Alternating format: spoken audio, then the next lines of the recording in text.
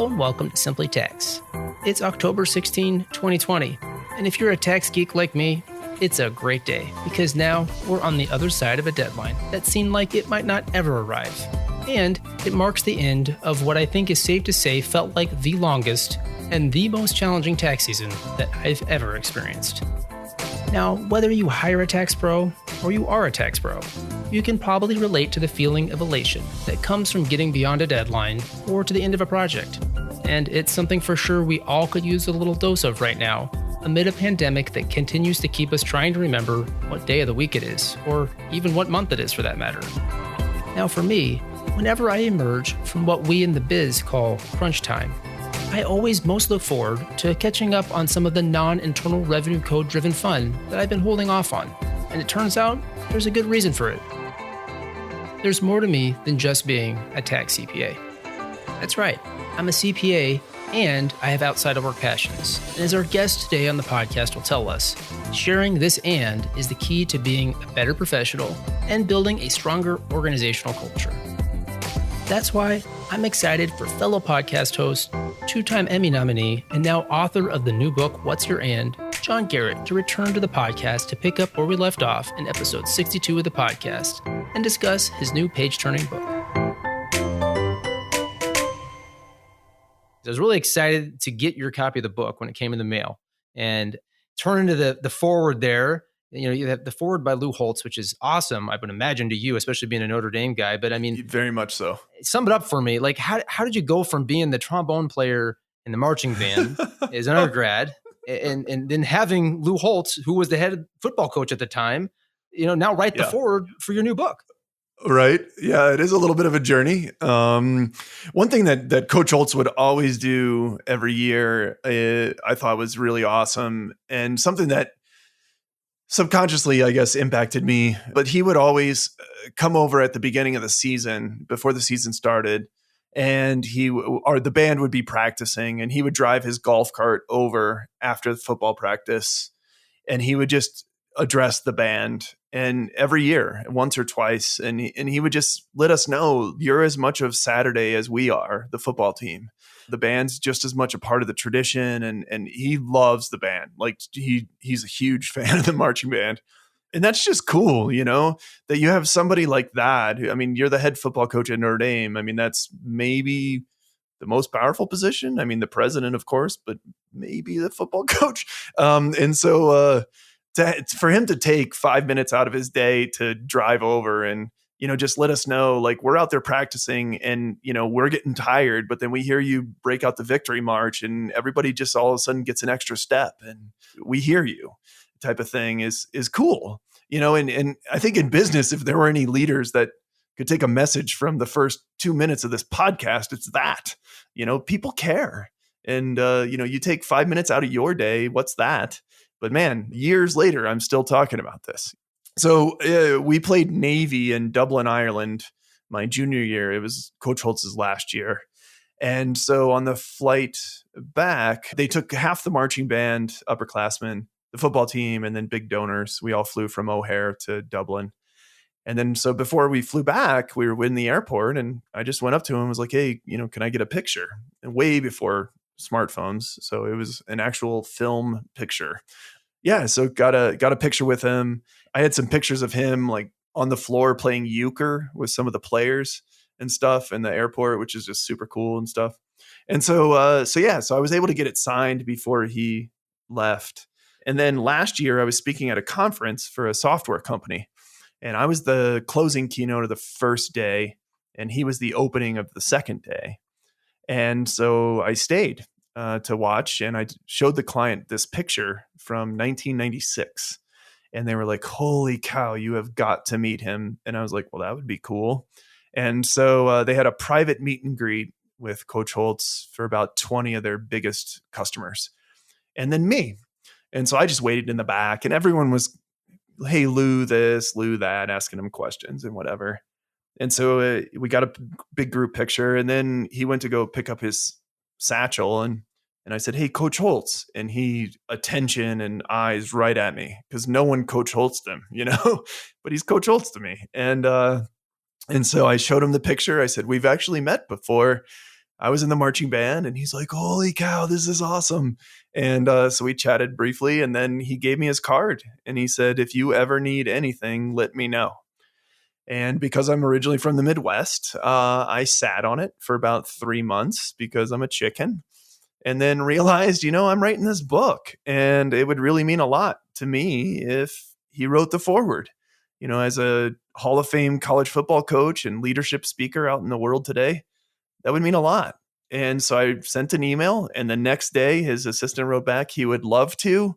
Please send what you've got. And then I did. And then about a week later, got the foreword, and then there it is.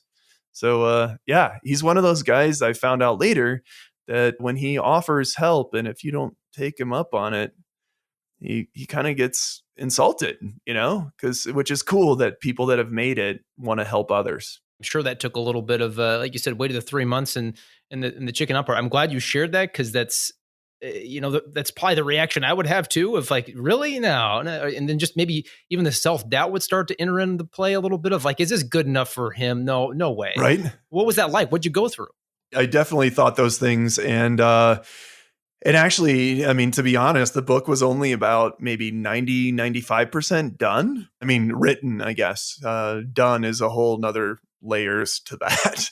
But once I got the foreword back, I'm like, well, now I have to do it, because you don't have the universe hand you a foreword by Lou Holtz and then you not finish the book, So that definitely accelerated things for me personally to be like, all right, now I buckle down and also make the book really good, because you don't want people to pick up the book and be like, oh, the foreword by Lou Holtz. And well, this book was terrible, like type of a thing. So yeah, no, it just meant a lot to just have someone like him vouch for me, and also how what he speaks on kind of puzzle pieces in with the what's your and message. So which is also kind of cool. So it's not just totally rando. It actually serves a purpose. Hearing you tell this story, and it's almost like it like brings it full circle, because you talked about how he would appreciate the band so much, and we're not at the end of the game yet, and then the band comes on, fires you up, and gets you to the end, right? And that's kind of almost what happened here, right? I mean, that's pretty cool. Yeah, you know what? That's a good point. Actually, it was kind of a reverse of what. Yeah, he owed me. No kidding, man. You're right. Like, thank you for that. That's exactly it, though. You're right. Yeah, because it was just like. He steps in and then it fires you up for the last wind, if you will. Speaking of the book and what's your and tell me about the experience. I mean, what's been the takeaway? What was it like to actually go through the process and get to that finished result? Just the feedback from the book so far. I mean, the Amazon reviews are just it's overwhelming, really. And it's the vision that you have for the book, for it to come out what I thought, but then better. And I hold myself to a pretty high bar of things I do. I'm pretty critical of myself because especially for books, I mean, there's a billion books already out there. So I'm not just going to write another one to add to the stack, because that's dumb. I mean, it's a waste of my time. It's also a waste of your time as a reader. I think it's insulting. I really do. So I wanted to make sure that it was really good, really impactful. But also it's 200 pages. It's micro chapters. It's very conversational style. So it's easily readable and easily digestible. That's what I wanted the most. I have so many books on my bookshelf that are about halfway done, and I'm not going to finish them. Like, I'm just not, I lose the momentum. This should have been 5 chapters. Why is it 12 type of books? And I didn't want that for this. And so that's why, I wrote it in such a way that was in which the feedback I'm getting is, I'm not a reader, but I just read this cover to cover on accident, type of a thing, which is cool, because people are saying they can't remember the last book that they read and they loved this one, which is nice. And writing it's a journey. Writing a book is definitely a journey. It was probably 2 or 3 years of kind of ideas in orbit of my head, I guess. Is the best way to put it. And then finally I was, all right, I'm going to do this. And so I had a content editor, a substantive editor, fly here to Denver And we did 4.5 days, 8-hour days in a conference room downtown, flip chart papers taped everywhere, computer like projected up on the, on the wall, and just flushed out. What is this book for? Who's the audience? What's the tone? What's it going to look like? What's it going to feel like and sound like? And, just everything about the book, for the content anyway. And it's after speaking so much, I mean, in the last 2 years, I've been in front of over 10,000 people. So I've done a fair amount of speaking, and it's been in front of a lot of, I've seen the reactions from people. But a book is very different than that, because when I'm speaking, I can adjust in the moment. But when you're reading a book, I can't be with you and say, oh, well, skip the next 3 pages, type of thing. Yeah, transferring it over to the book is tricky. And, just making sure that it comes across in a way that people would want to keep reading. And, when I'm on stage, I can be a little more blunt. But in a book, it certainly had to soften the tone a little bit. Once you map that out, then you fill in the gaps and just write every day. It's really just a write every day. It's very much a momentum thing. Yeah. And then trust the team, that you have around you to take those pieces and then put them in the right order. And then I also fought for things that I thought. But then, so then you take that manuscript and you hand it over to the publisher. Publisher gets it and then goes to a copy editor. So that's a lot of commas and verb tenses and semicolons and stuff like that. So there were 3 rounds with her. And then we took that and then pushed it over to a proofreader, different person, 3 rounds with the proofreader. By the end, it's just kind of the iron sharpens iron. And then now it's what you see here. Imagine, like you talked about the audience and being able to get that real-time feedback. And I mean, what was probably the most difficult part for you in that process? Yeah, writing the book, the hardest part was just getting out of my own way. When you write a book that's kind of, this is my philosophy and how I think that organizations should run and how they should treat their people and how the people should think of themselves. I mean, that's kind of a big ask, and it's definitely putting myself out there. And so, it's a little bit of that. Who am I to tell somebody how to better run their organization? But then the more I speak and, the more people that I have on the What's Your And podcast and things like that, it's like I do know what I'm talking about. I've done the research.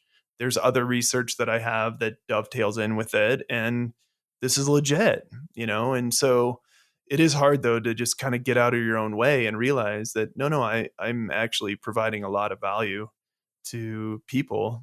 And then it's only been validated, with all the Amazon reviews and feedback I've gotten. So, but that's definitely the hardest part. That, and then, I mean, it's just, the cover and where the page number is going to go and what are the margins and what font are we going to use and it's like, holy cow, there's so many things in a book, Damien, like you have no idea until you write a book and you're like, what? Like, this is crazy. Sounds a little bit like planning a wedding or something where it's like, I didn't even think you'd have to decide that, but you clearly do. Although this is probably that on like, steroids or something. Right. It's, like you said, if you're getting down to font and whatnot, my goodness, No, it's crazy. Except for you and I have wives who probably did a lot of those thinking decisions. Fair enough. Yep. Right. And we just were like, yeah, that's not terrible. Sure. Yes. And yet, but for the book, like, especially the cover, like it was kind of my idea, but then they took it and, just amped it up. And yeah, so it's, I don't know, I'm really proud of it. And especially the way it came out, and there are no typos, which I'm even more excited about because 26,000 words, there's bound to be something. And yeah, so I don't know, I'm really proud of it. Well, you should be. I feel like you definitely should be. I mean, I enjoyed it, and even just the look, the feel of it. It's great, and it's a good size. It's approachable. All the things you just said. I'm just echoing it. Just echoing the Amazon reviews, but I'll give it back to you live here in our conversation here. But I guess, and you talked about the flip charting and the process and all that, which I had visuals there as you were doing that. But who did you write the book for, and who do you think should read it? It's weird because I originally wrote the book for professionals, accountants and lawyers and bankers and insurance people and consultants and architects and, white collar nerds like me, basically. And I've realized it's almost even bigger than that. And it's also become a lot more of a leadership book than I anticipated. The book it's kind of for all professionals. I have friends that are teachers that have read it and been like, wow, I need to figure out a way to sneak this onto my principal's desk. Or, people that are parents who their kids just went away to college for the first time. And they're kind of like, well, I don't know what my hobbies and passions are because they were driving my kid to all the sports and arts events and whatever, performances, things. It's been cool how it transcends to a bigger audience than what I thought. And also a lot more of a leadership book, whether you have the title or you don't. I mean, you can still be a leader in some way. Such great advice. I had an early mentor that gave me that advice. We were trading message and he's like, amazing. Some of what you did with that was probably a lot more than I thought you would do with that, but that's great. So, but it's absolutely true though, right? I mean, yeah. There's the title thing, but then there's the who's actually being a leader. And I think a lot of what you're talking about is just so important to culture and to being a person. And gosh, I didn't even think about it. As you're saying, like those that have their kids going off to school and they're kind of reinventing. I mean, my father is actually going to be retiring here pretty soon and next month actually. And yeah. I'm thinking, I know who's getting a copy of this book. Yeah. Some of the organizations I've done consulting with, it's been eye-opening to me. The first time that happened when a partner with a firm actually pulled me aside and said, I'm set to retire in about 3 years and I don't know what I'm going to go do. And that's when I was like, holy moly, there's a whole nother layer I didn't even think of. And, so it's, or so many people I've talked with that I used to like to play the piano, paint, watch horror movies, run, pick something. And I don't remember the last time I did that. And it's like, wow, wow. Because what happens is we just put it on the side and then it's dormant. But it goes extinct quickly. And then you got nothing, except for that identity of your job title.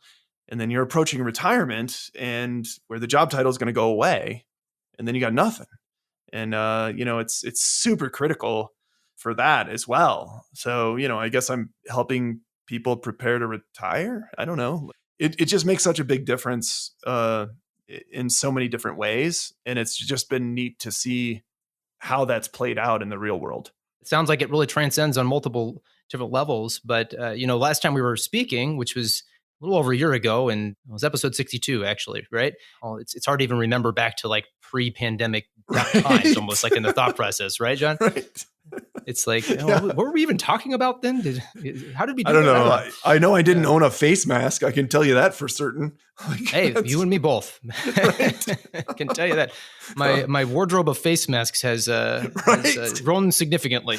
It should come with a pie. We're both pocket square guys. You should get a pocket square and a face mask. They should match. There you go. Get the whole ensemble, Right. I know that necessarily wasn't the original vision for the timing of the book in the middle of a global pandemic or whatnot. Right. But again, like you said, some of the undertones and the importance of what it means for organizations and cultures and individuals, it's such a great message right now. What's it been like for you, this whole experience? I mean, you're a public speaker. You go out and you talk to people, Right. It's not exactly easy to do that. I mean, obviously there's some ways it's easier because it's virtual, but in other ways, you're not in person anymore. So what's that been like for you? Yeah, my business closed before the restaurants did. So there's that. Yeah, I mean, that second week of March, every other phone call was, canceling or we don't really know what's going to happen type of thing. I was set to speak at Indeed, which is kind of the Super Bowl of human resources conference, and several other big ones. And they're just too big to move, And so those a lot of those bigger ones got punted to next year, but a lot of the other ones, not really. And I just found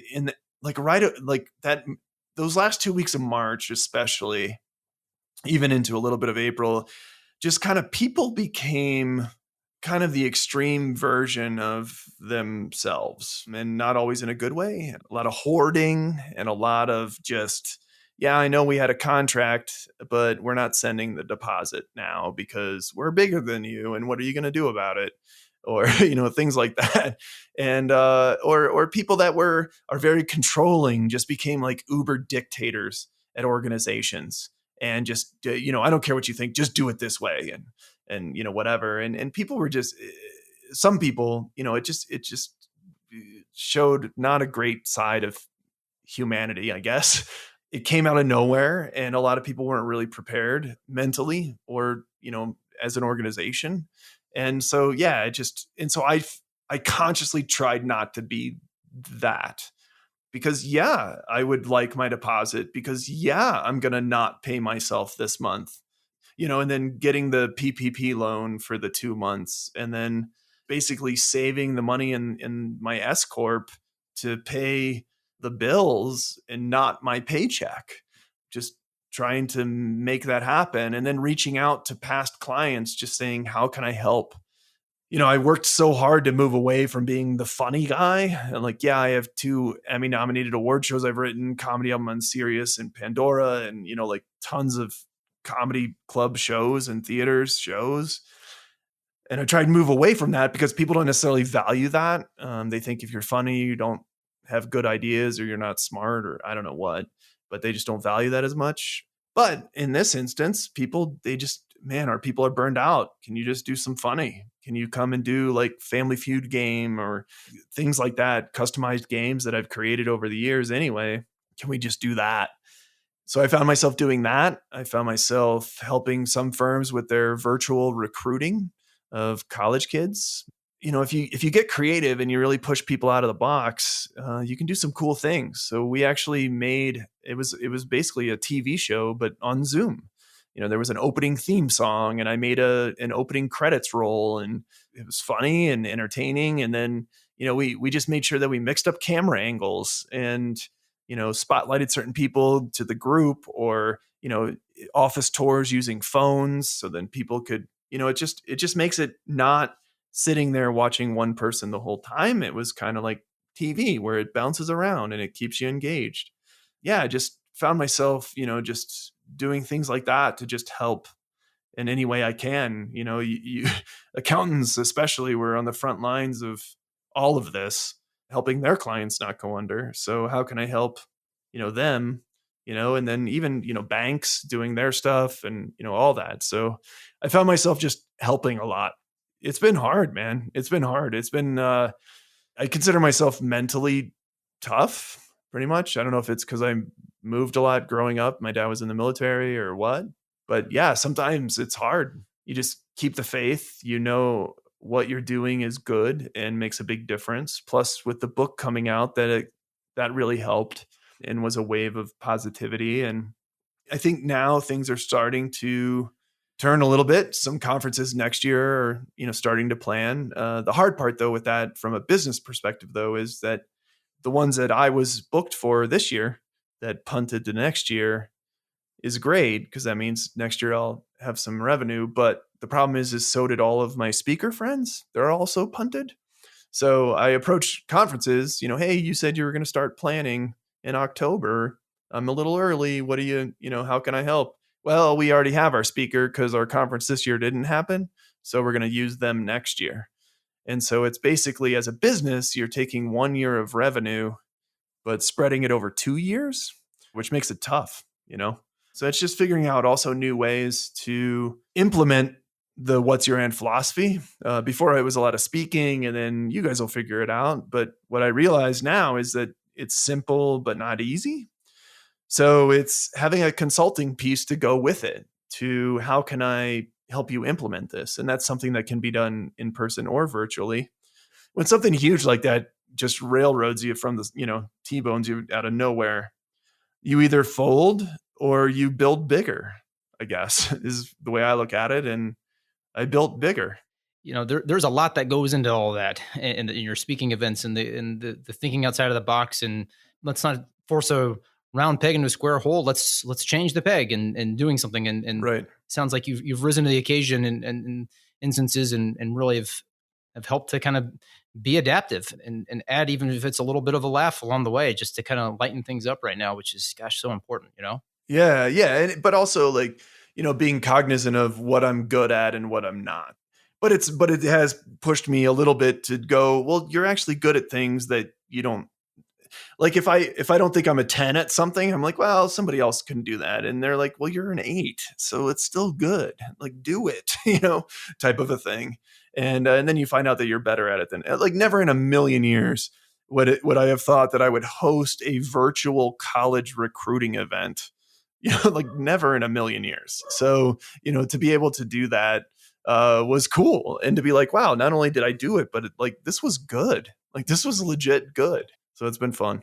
Speaking of kind of like even pivoting, and this is something we were talking about last time, which actually I got a lot of really great feedback. I don't know if I ever actually pass it along to you. Oh, by the wow. way, John. Awesome. Some of your ideas about, how companies can really embody great culture and kind of build on, I know even in the chapter in your book, right? The passions deepen relationships, right? And your Right. passion, sharing them, can deepen relationships in ways that you can do that with your team. And obviously, again, that's so important right now because, if you're working remote from everybody and you're, I guess in some ways, right? You're letting everybody into your living room or whatever, or even your bedroom, I guess, in some cases, if you're Right. Zoom calls, right? And so, but at the same time, you're apart from everybody. And so, what are some of the ideas that maybe you have or suggestions maybe you have for helping companies right now or organizations really work on their culture in this environment?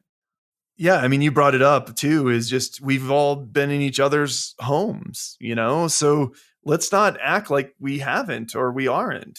Ask about the artwork or ask about something you see, or, where's your dog? Or, I mean, some places, like, somebody's dog is now almost part of the company. They're like a celebrity. Like, the meeting can't happen unless the dog's here or something, and like, that just gives some flavor and some personality to things. The work's still going to get done. It just doesn't have to be so stoic and stuffy. And I think just caring about your people and just showing some interest in what you see in their room, is a great thing. And now with the What You're In podcast, it's cool having follow-up Fridays now, people that haven't been on for several years. And I had Tom Wieland on recently, who I worked with early in my career, of course, now is with BKD. And he brought up such a great point of, during all this, he's learning how to cook and grill, and like to another level. And he's not good at it. He's like, I got this piece of fish and I don't know how to cook it. And so he brought up, just, it's not just sharing those outside of work hobbies and passions, but he's confident enough to share something that he's not good at. Mm-hmm. Which is like another level of sharing. It's one thing to share, if he was a master griller or won all these competitions, whatever, then of course you're going to share that because, I mean, I've got all this stuff. But he's sharing something that's he's admittedly not good at, and someone else in the group is going to be better at than him. But it creates this cool opportunity for him to be a little bit vulnerable and a little bit human and real. And I think that that's something that a next level sort of idea for, the what's your end is, the people that are already sharing. It's like, well, what about sharing something that you're not good at, that you're interested in, learning how to play the guitar or, whatever it is that you're doing. So that's sort of something that I thought was cool that came up recently. Yeah, no, that definitely is. And Tom's a great guy. And he's also funny, just like you, Yeah, he's a Notre Dame guy too. So that's probably why we get along so well. All kinds of overlap there. But something I'll even say from the book, you've got the module on, don't be afraid. Right. And I don't know, because I'll admit sometimes I find myself, again, even if I'm not being intentional about it, like you shy away from things when you feel like you're not really great at it. Right. You always want to be growing, kind of that growth mindset of getting the butterflies and whatnot. You're not going to do that if you're not going to make yourself vulnerable, if you're not going to go out on a limb a little bit and just share, hey, this is actually what I'm trying out. Not very good at it, but what do you think? And then you can learn more and build the relationships with other people.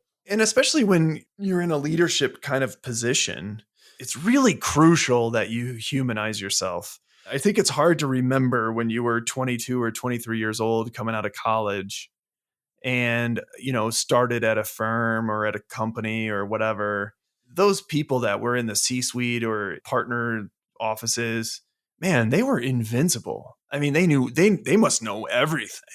I mean, they must just memorize everything and just be so good at all the stuff. And then they're not. They're just regular people. They're pretty good at their jobs, but so are you. And they're human. It's really important that you be approachable, because, you can create those connections. It's going to help you attract and retain talent, first of all, because people are going to want to be around you and work with you more. But second of all, people are going to actually tell you the truth because you're just a regular person, as opposed to someone that they're scared of. If there's some negative information that the person has to then convey to you, and it's not their fault, they're just the person has to deliver it. Maybe they won't tell you because they're afraid they're going to get fired or whatever it is. And it's just really taking that moment to just be genuinely interested in the people around you, and then let them be interested in you. People on my team that listen, it's not a secret to them. I tell them all the time too. But I was recently elected partner at BKD, and and big congrats on that, man. Well, thank you. That's huge. I will tell you, as a new partner, I don't have it all figured out. I'm gonna admit that. Right. So I don't know. We'll see if I regret saying that later. But I mean, ultimately, it's true. I mean, right. I had that exact same experience. You looked at even the managers when I started up and thinking, man, they've got it all figured out. And then as you get there, you're like, wait a minute. Should I be here? I don't know. And definitely having those moments. And right. But maybe your point is it all goes back to putting in the work and doing the things that you just find you're good at and you enjoy doing, and helping other people. And that's my experience has been that kind of takes care of itself. But yeah, man, do I not have it all figured out. I'm going to be honest, John. Yeah. But I mean, when you miss, you're a lot closer to the bullseye than when you were 22 and starting out. Very true. That miss wasn't even on the board. And that's why there's layers, in there, and you just learn. And over time you gain that knowledge, but it's not, you're not Google. Like you can't just go ask Damien and he brings it up within a millisecond. It's just, being a little bit vulnerable and being honest, and, you'll go so much further as a leader and just as, a coworker, acknowledging that you're trying your best, you're doing the best you can. Yeah, I don't know everything. And sometimes it's fun to ask the people that come to you with the question, well, what do you think we should do?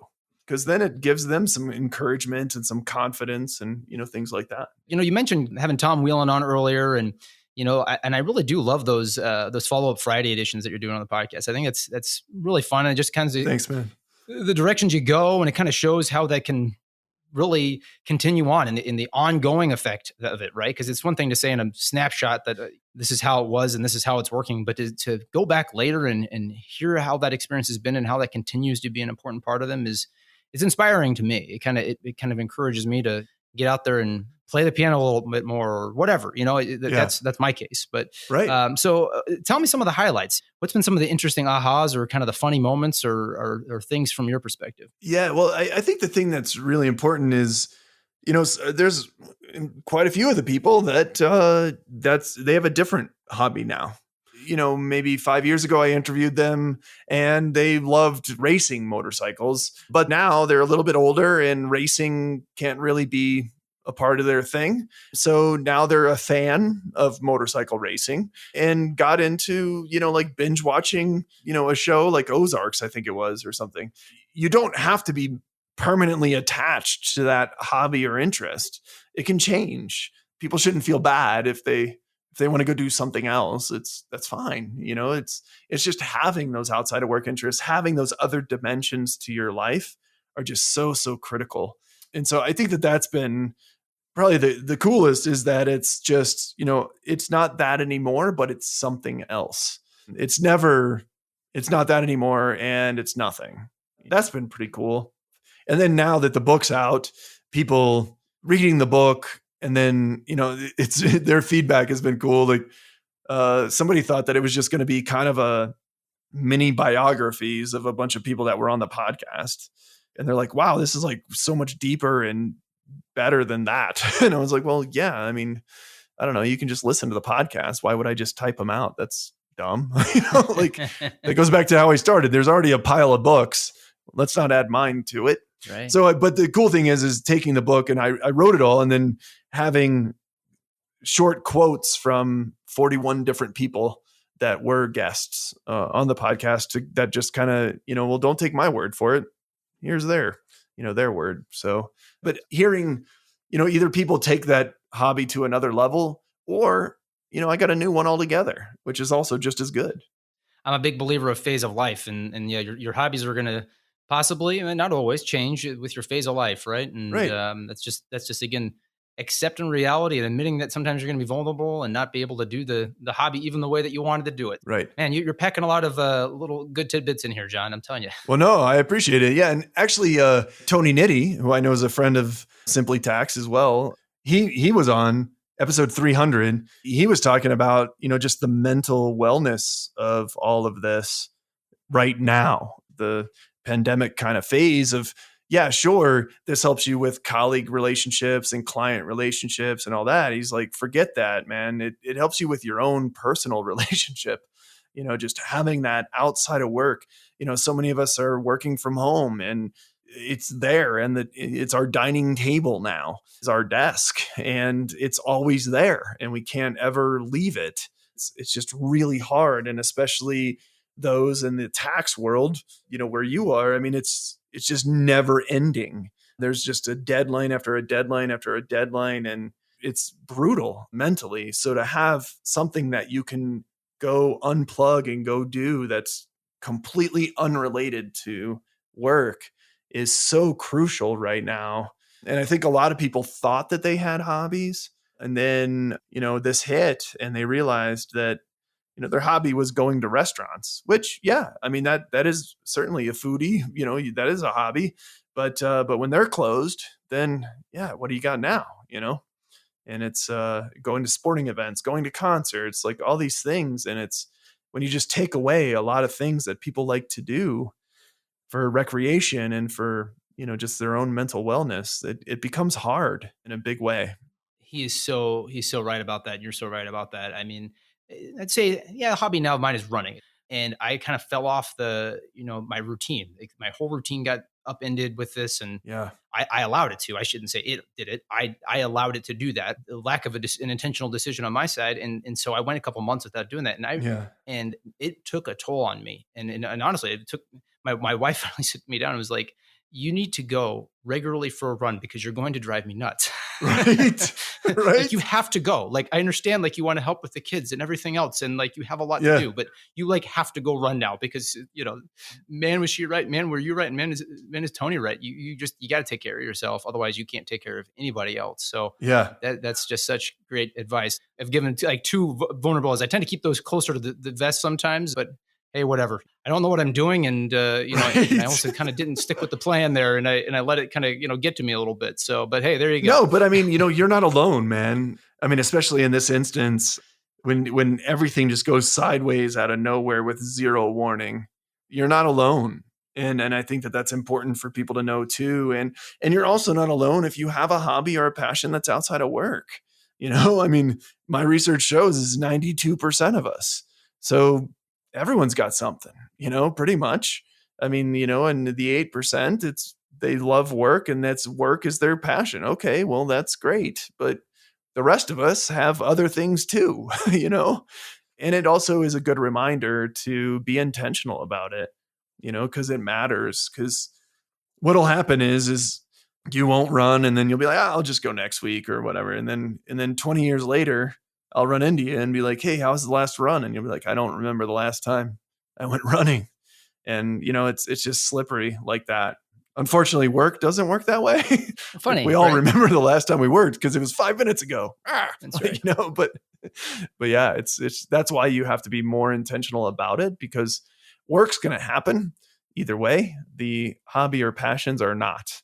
And so you need to definitely set aside time, whether it's once a day, once a week, once a month, whatever it is. It doesn't have to be all the time, certainly. Kind of close things up, summarize, what's the final comment you'd make for the listeners here? The conclusion of the book is make professionalism weird, right? Just get out there and take care of yourself and take care of your people, and be genuinely interested in what they're doing and those around them. And, good things will happen. I will help with your effort there, and I'll do my part to make it as weird as I can. So hopefully others will do the same. man. I appreciate it. All right. Well, hey, it was great to catch up, John. Congratulations again on getting the book out. Super excited for you. And again, thanks for all you're doing and coming on the podcast again. No, I appreciate it, Damien. And yeah, people can check it out at whatsyourand.com. It's just so much fun to catch up with you, man. So thank you. So how are you going to help make professionalism weird? I'd love to hear how you plan to use your outside of work passions to unlock the person within the professional, as John puts it. So hop on out to social media and share it with me. You can find me on Twitter at Damien Martin CPA, on Instagram at TaxDad, and out on LinkedIn. Be sure to also check out the show notes to this episode, which are available at bkd.com/simplytax, where you can learn more about John, get links to his website, podcast, and new book, and listen to the episodes of the Simply Tax and What's Your Ant podcast that are mentioned in this episode. I'm Damien Martin, and thank you for listening.